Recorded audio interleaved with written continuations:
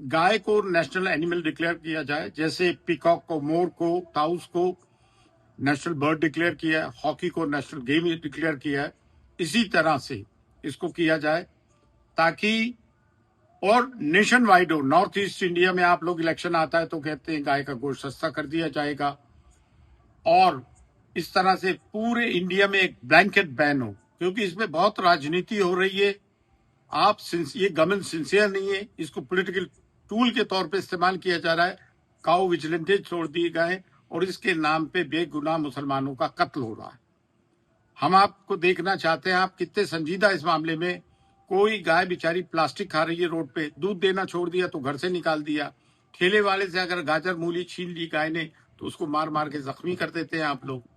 और इसके साथ एक एक्ट पास करके उसके साथ साथ ये भी किया जाए कि कोई जो जब गाय दूध देना बंद कर दे तो रोड पे नहीं छोड़ी जाएगी।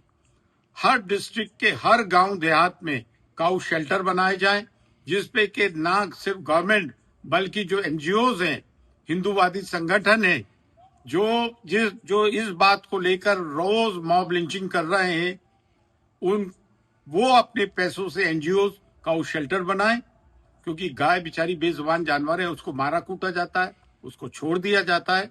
और दूसरे, ये जितने भी स्लॉटर हाउसेस हैं, गाय जहां जिबा होती है उन सब पर बैन लगाया जाए। देखते हैं हम आप क्या करते हैं। और मुसलमानों से भी एक कहना है, संजीदा मुसलमान तो गाय का गोश्त खाते ही नहीं है।